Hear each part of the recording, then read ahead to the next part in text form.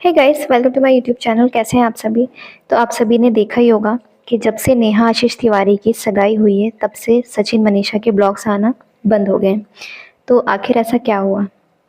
जहां सचिन अपनी बहन से ज़्यादा नेहा को मानते थे, कोई भी ज़रूरत होती थी, छोटा सा बर्थडे या फिर छोटा सा छोटा प्रोग्राम होता था या किसी को नहीं बुलाया जाता था, लेकिन सचिन मनीषा बिना बुलाए ही पहुंच जाते थे।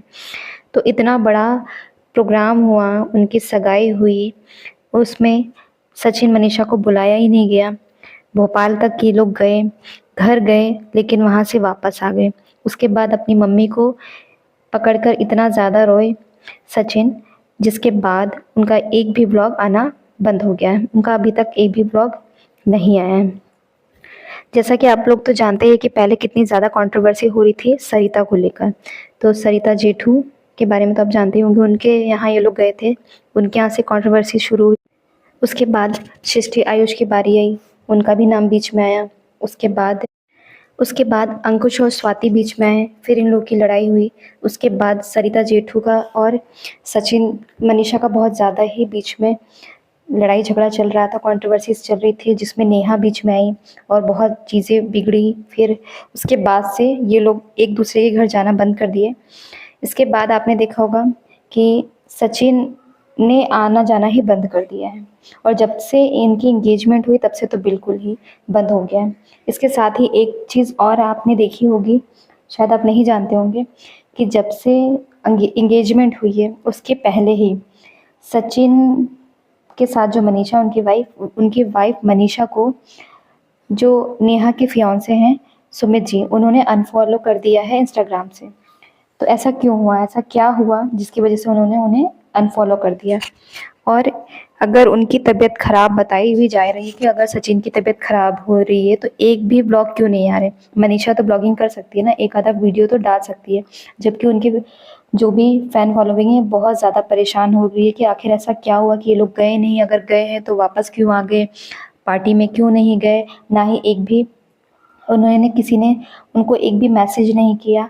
और यहाँ आपने देखा ही होगा, जब भी नेहा का कोई ब्लॉग आता है तो सचिन मनीषा हमेशा कुछ ना कुछ ज़रूर कमेंट करते हैं, लेकिन उसमें किसी ने भी बेस्ट विशेज़ भी नहीं दी। सिर्फ सृष्टि आयुष एक ऐसी हैं जिन्होंने उन्हें बेस्ट विशेज़ दी हैं, बाकी किसी और ने नहीं दी। ऐसा क्यों।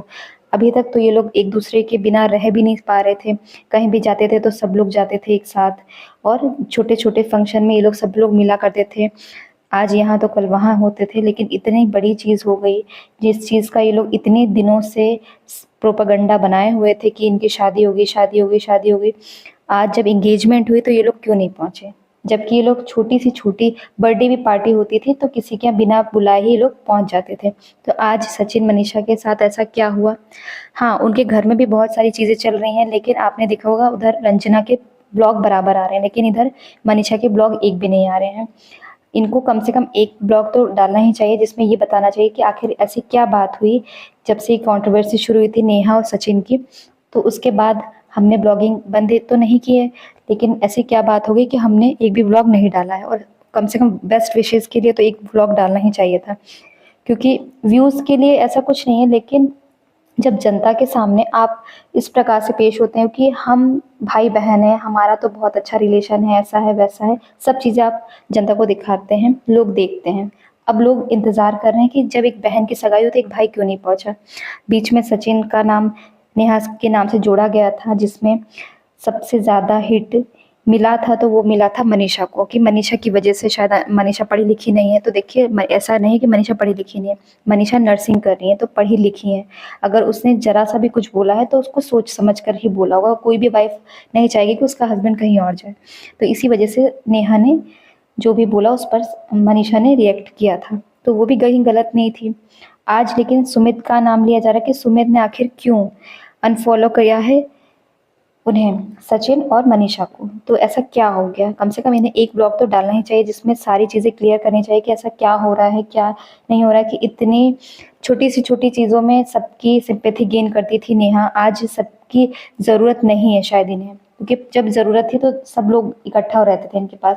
आज इनका काम निकल गया, आज ये सबको भूल गई हैं। इन्होंने किसी को नहीं, जबकि सरिता ने कितना साथ दिया इनका। जब शुरुआत हुई थी तो सरिता ही इनके साथ थी, और उसके साथ नीतू थी और भी कुछ लोग थे जिनका मैं नाम नहीं लेना चाहूँगी।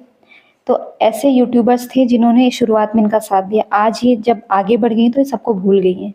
तो ऐसा नहीं करना चाहिए। जो भी हमें साथ देता कभी भी उन्हें, हाँ, भले हम हर चीज़ में उन्हें ना बुला सकें, लेकिन कहीं न कहीं उन्हें ज़रूर हमें याद करना चाहिए। भल आपके तो ब्लॉग्स हैं, आप ब्लॉगिंग में कहीं न कहीं उनका नाम ले सकते हैं। तो ये चीज़ गलत है। आप कहीं न कहीं ज़रूर गलत हैं, इसीलिए लोग इतना आपको भूल रहे हैं। तो ये चीज़ समझनी चाहिए नेहा को भी और सचिन को भी। किसी के यहाँ इतना भी नहीं आना-जाना चाहिए कि बाद में तुम्हें हिटिंग मिलने लगे।